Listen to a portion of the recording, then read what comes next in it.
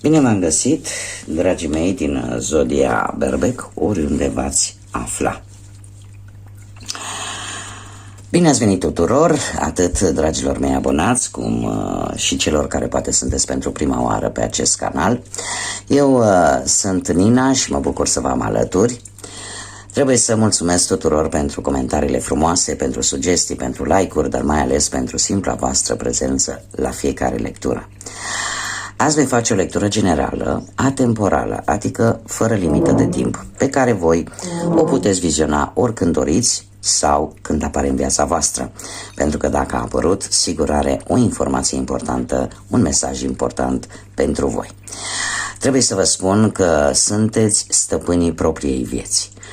Voi vă construiți propriul viitor, așa că luați acele informații care rezonează cu voi, iar restul lăsați-le să zboare în univers, pentru că sigur sunt pentru alte persoane din Zodia Berbec. Desigur, puteți completa această lectură vizionând celelalte zodii, care pot reprezenta pentru voi Luna, Venus sau ascendentul vostru și care vă pot aduce informații suplimentare. Lămurite toate aceste lucruri, haideți să vedem cu ce energie ne confruntăm, dragilor, pentru voi, și am ales un pachet de cărți astrologice, așa că voi începe să scot câte o carte și să vedem, din punct de vedere astrologic, cum stați. Și avem Casa Nouă, care ne vorbește de curiozitate, e acea casă care ne vorbește de găsirea unor răspunsuri. Avem Zodia Pești, foarte interesant, tocmai ce am trecut printr-o eclipsă în Pești, o eclipsă de lună, parțial, e adevărat, și îl avem pe Mercur. Dragilor dragi, haideți să le punem la locul lor. Dragilor dragi, haideți să vedem ce avem aici. Cum am mai spus, sunteți într-un moment în care vreți să vă deschideți orizonturile, atât la nivel spiritual, cât și pe partea asta academică, da, de studii, sau pur și simplu unii dintre voi e posibil să se gândească la o călătorie lungă sau chiar să se afle într-o călătorie lungă. În general, Casa Nouă ne vorbește de schimbare de credințe, de evenimente religioase sau, cum am mai spus, de evenimente academice relaționate cu studiile. Unii dintre voi, posibil, nu știu, să se pregătească poate pentru o vacanță mai întârziată, cei care n-au putut să o facă, sau pur și simplu pentru un drum mai lung. Faptul că avem Zodia Pești ne vorbește de o nostalgie. Posibil această călătorie să fie în interes sentimental, poate amoros, sau poate pur și simplu pentru a vă revedea familia, a vă revedea pe cei dragi. Sunteți un pic forma în care voi gândiți cu Mercur, pe care îl avem aici, comunicarea, aș spune că este un pic, având și semnul peștilor, este un pic confuză. De ce?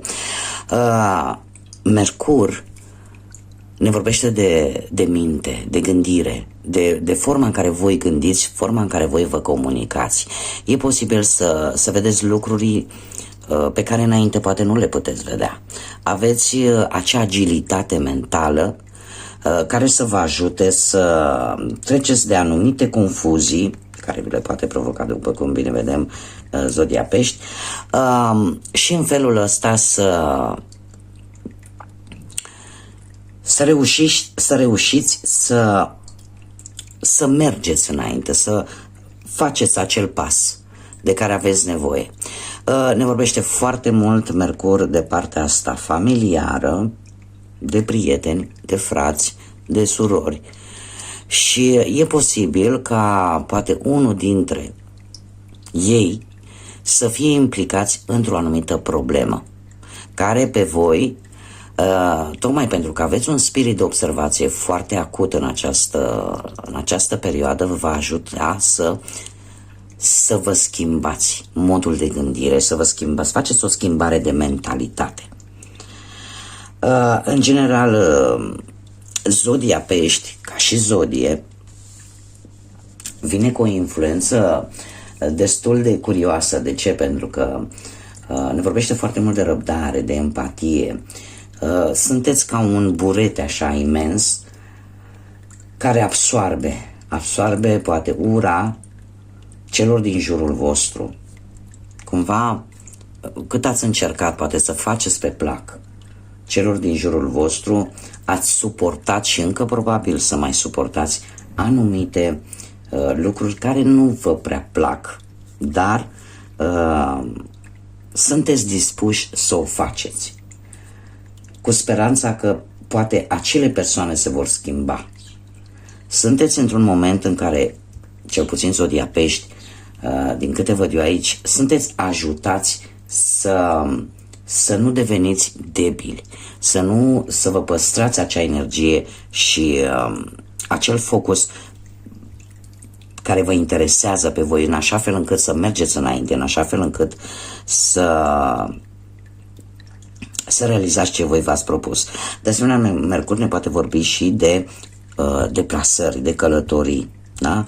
Dar tocmai aveți o fluență în a vorbi, în a scrie, da? În a avea tot felul de comunicări scrise și, bineînțeles, cum am mai spus, în a-ți da seama de anumite lucruri pe care până acum poate nu le-ai observat. Cumva te ajută. Haideți să vedem și ce mesaj ne dă acest oracol al zânelor. Ce au zânele magice, ce au să-ți comunice? Un mesaj, te rog, pentru zodia Berbec.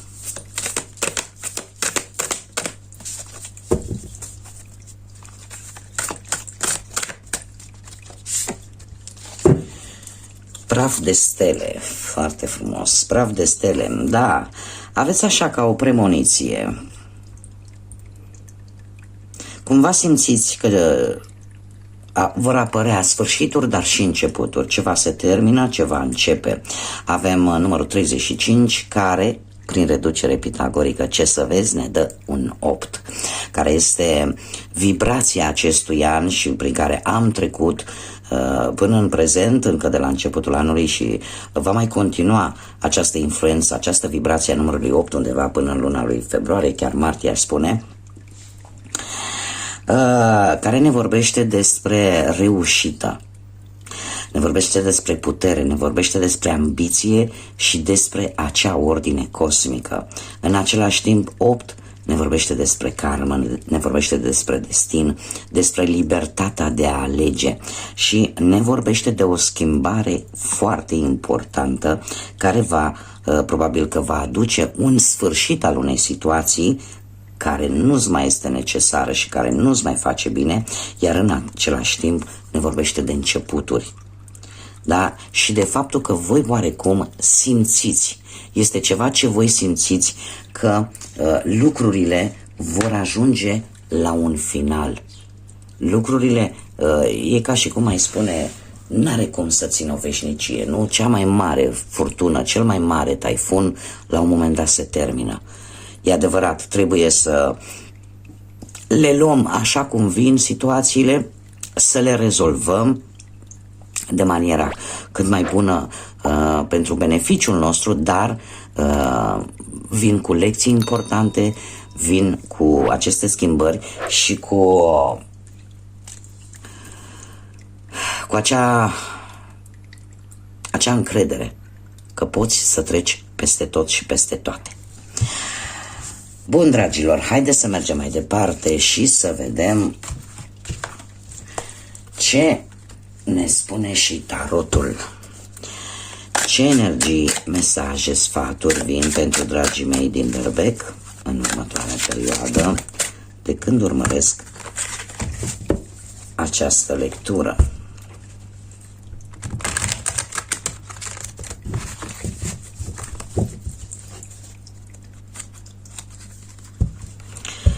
Haideți să vedem.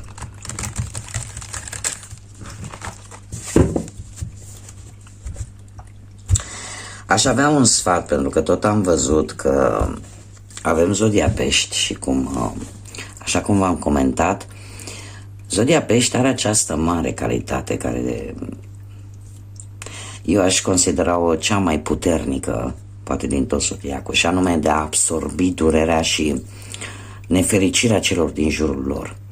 Vine totuși cu un risc. De ce? Pentru că voi fiind o zodie de foc, voi fiind, având o energia lui Marte, de războinici, foarte energici, de multe ori riscați ca, logic, nu puteți fi precum sunt cei din Zodia Pești, da? Să rezistați și să înghițiți atât de multe. Mare grijă în această următoare scurtă perioadă de timp la impulsivitate. Da? Încercați să găsiți soluțiile cât mai pașnice posibil, da? Pentru că se poate să înghiți multe lucruri care se întâmplă lângă tine și la un moment dat să explodeți. E o caracteristică a zodiei voastre de a exploda. Atunci când nu mai puteți, nu o luați cu binișorul, pur și simplu sunteți ca o bombă cu ceas care atunci când explodează, cam toată lumea trebuie să fugă din calea voastră. Totuși este un îndemn, având Zodia Pești cum am văzut în cărțile astrologice, să încercați cumva să vă mențineți cât se poate de mult pe linia de plutire și să nu explodați. Și avem un 3 de cupe, avem magicianul, 9 de spade, 6 de bâte, regina de monede, 10 de spade, judecata, regina de spade, 5 de cupe și 3 de spade. Dragilor, dragi, ce avem noi aici? Situația actuală este una în care poate ai celebrat o victorie, o reușită pe care tu ai avut-o într-un trecut foarte apropiat. Totuși avem magicianul care îmi spune de anumite manipulări posibile din partea unor persoane. Sau ne mai poate vorbi de acea situație în care mi pare ca și ce este împotriva acestei reușite. Ori poate tu nu-ți folosești toate abilitățile cu care ești înzestrat și cumva această reușită tot amână, ori, cum am mai spus, apare o manipulare din partea cuiva. Cineva care încearcă să se folosească de tot ce are în dotare în așa fel încât oarecum să nu se dea această reușită.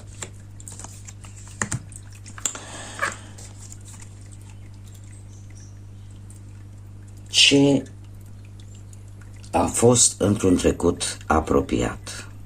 Avem un 9 de spade.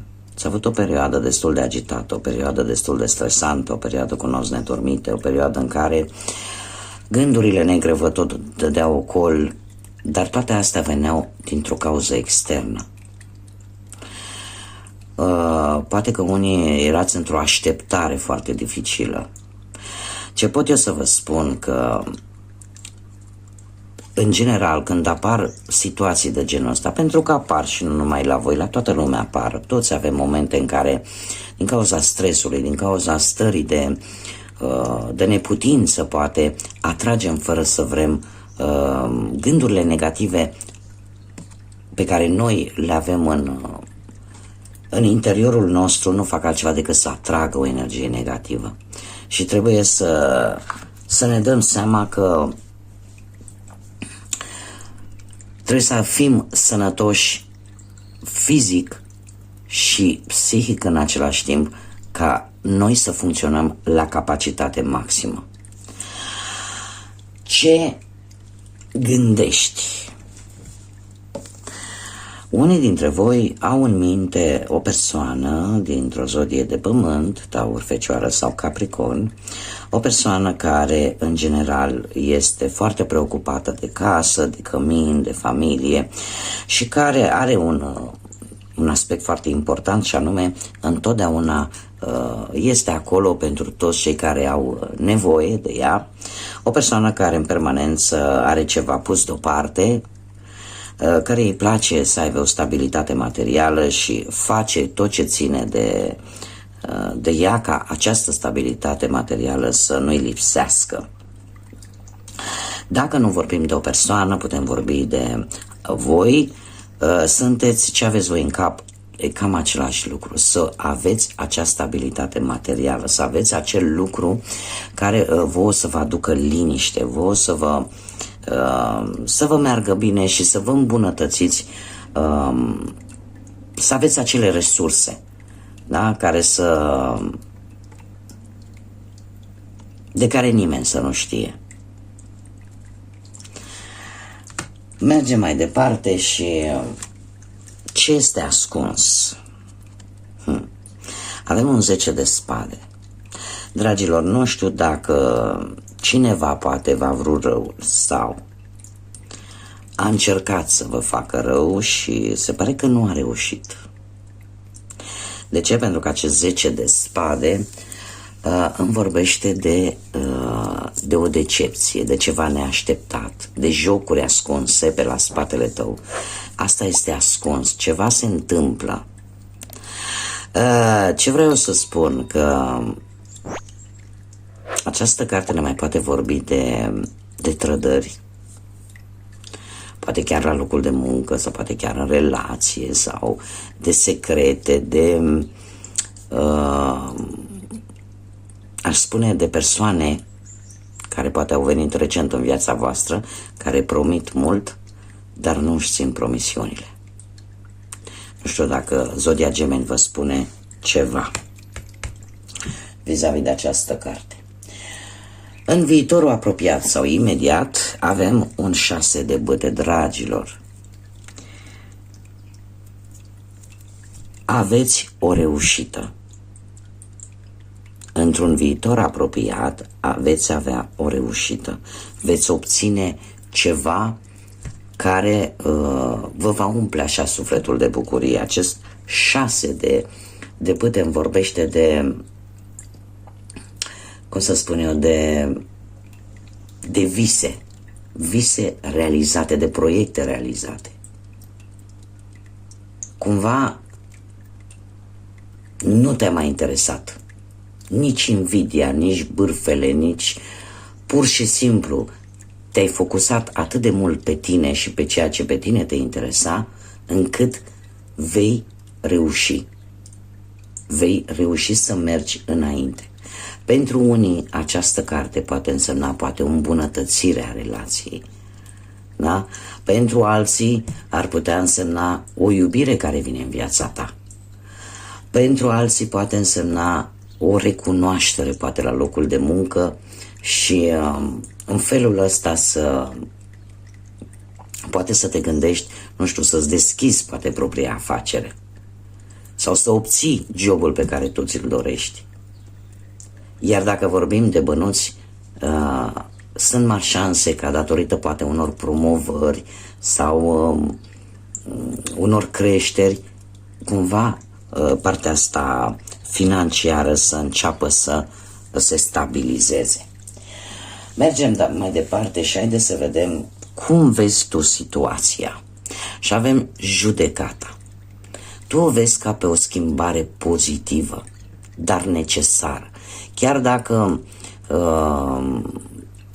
poate ai trecut prin anumite schimbări care ți-au schimbat perspectiva, care cumva te-au ajutat pe tine să te împași tu cu tine și să realizezi că tot ceea ce ai făcut până acum ai făcut atât cât se putea. Faptul că tu nu te lași și continui să mergi înainte, indiferent că nu mai alergi pe acest drum al vieții și mergi pas cu pas, important e să avansezi, important e să nu te oprești, important este să te ridici de jos și să mai faci un pas. Judecata ne vorbește de apeluri importante, de posibil să fii valorat la adevărata ta valoare, în funcție de efortul pe care tu îl depui, poate la locul de muncă, chiar dacă poate sunt persoane în jurul tău care au tot felul de prejudecăți. Da? Sunt șefi care pot altera conviețuirea poate la locul de muncă, dar șansele pozitive vin către tine. Și tu în felul ăsta nu renunți, pur și simplu nu renunți și eu aș spune că unii dintre voi chiar veți putea obține anumite contracte bune sau poate chiar anumite moșteniri, nu știu, anumite documente favorabile. Da? Îl avem pe Pluto cu această carte care ne vorbește despre a avea energie, a te transforma, a avea acele schimbări majore și de care tu ești conștient. Dar, cum am mai spus, nu te lași, îți păstrezi această latură războinică. Ce mai avem aici? Avem ce este ascuns sau ce poate afecta toată această situație. Avem o regină de spade, semne de aer, Gemeni, Balanță, Vărsător, cineva care are mereu, cum să spun eu, este foarte severă. O persoană severă, o persoană cu o gândire foarte independentă, o persoană care în general judecă, care își expune punctul de vedere foarte deschis. Asta face ca poate cei din jurul acestei persoane să se teamă oarecum tocmai de modul direct în care își spune oful sau ce o deranjează. Poate fi reprezentat pentru unii de o mamă, de o soacră, de o soră, în general de cineva feminin. Dar, cum este o lectură generală, puteți adapta. Cert este că ori poate vreun șef dur, inflexibil, la locul de muncă, care nu prea le interesează așa tare de situația pe care tu o ai și care te poate împiedica, poate, nu știu, să-ți desfășori activitatea la capacitate maximă, să zicem, sau aș mai putea să zic, mai ales în dragoste, această persoană poate să influențeze atât în bine cât și în rău relația voastră. Așa că mare atenție, cum am mai spus și un pic mai devreme, la impulsivitate și la dialoguri prea dure, prea directe. Da? Este un îndemn dacă nu vorbim de o persoană, este un îndemn de a fi un pic, de a scoate adevăratele sentimente din interiorul tău, dar să le faci într-o modalitate asertivă, da? Fără să încerci totuși să te păstrezi echilibrat, să nu izbucnești exact de bomba aia cu ceas de care vă povesteam. Mergem mai departe, ce poate bloca sau ce este benefic pentru tine și avem un 5 de cupe. Dragilor, 5-ul de cupe îmi vorbește de ceva care, chiar dacă n-a ieșit bine, va rămâne blocat în trecut.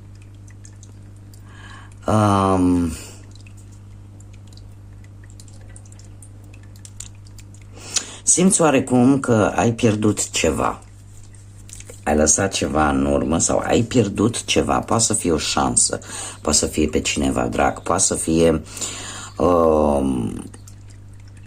gândul că, nu știu, aș spune că toate aceste realizări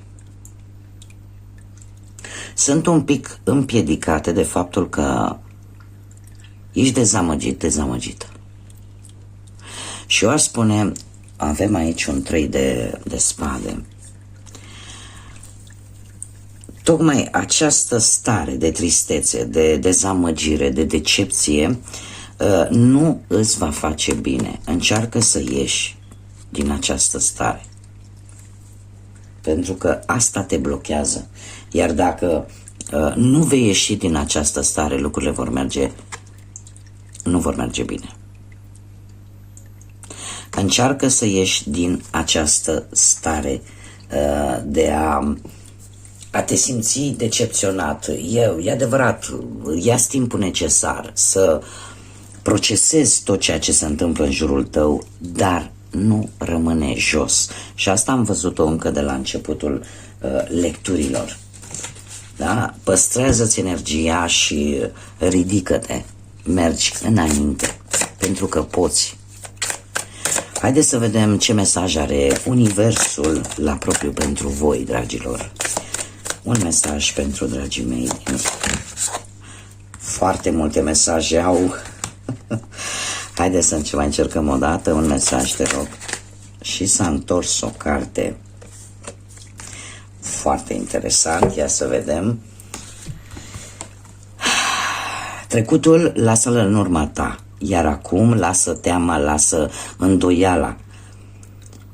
E posibil să te simți în acest moment un pic inconfortabil, dar și poate un pic anxios, anxioasă. Dar fii atent la ce va urma să vină. Întoarce-te înapoi în prezent, la momentul prezent, iar rugăciunile tale vor fi auzite. Și cât de curând, cumva lucrurile vor începe să funcționeze, vor începe să meargă. Este un îndemn foarte bun, exact cum am mai spus, indiferent că poate au fost lucruri care nu au ieșit așa cum v-ați dorit, sau poate că ați trecut printr-o pierdere, sau poate că și pierdere mă refer, așa cum am mai spus, la poate pierderea unei ființe dragi, sau pierderea unui job, sau pierderea un plan care nu a ieșit cum ați fi vrut voi. Nu rămâneți, pentru că este deja de domeniul trecutului. Dați-vă timpul necesar să vă reveniți, să procesați tot ceea ce vi s-a întâmplat. Dacă aveți lecții de învățat, să vi le învățați, dar voi ridicați-vă și mergeți înainte, exact așa cum vă transmite și Universul acest mesaj frumos în care vă spune: deja trecutul e în urma ta, tu trebuie să mergi înainte.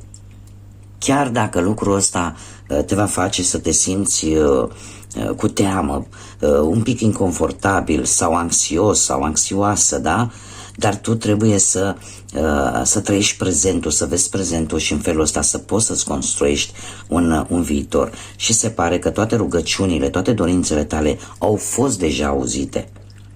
Și vei vedea că lucrurile încep să meargă către bine. Bun, dragilor, aceasta a fost lectura pentru voi. Eu vă mulțumesc pentru atenție și nu uitați să lăsați un comentariu dacă ați rezonat sau nu, să lăsați un like. Pentru cei care sunteți pentru prima oară pe acest canal, vă invit cu mare drag să mărim această comunitate a florilor de lotus, așa că abonați-vă, este gratuit. Și, bineînțeles, vă doresc să aveți o perioadă cât mai liniștită, o perioadă plină de speranță, o perioadă plină de multă energie pozitivă. Până data viitoare când ne vom revedea, să fiți iubiți, dragilor!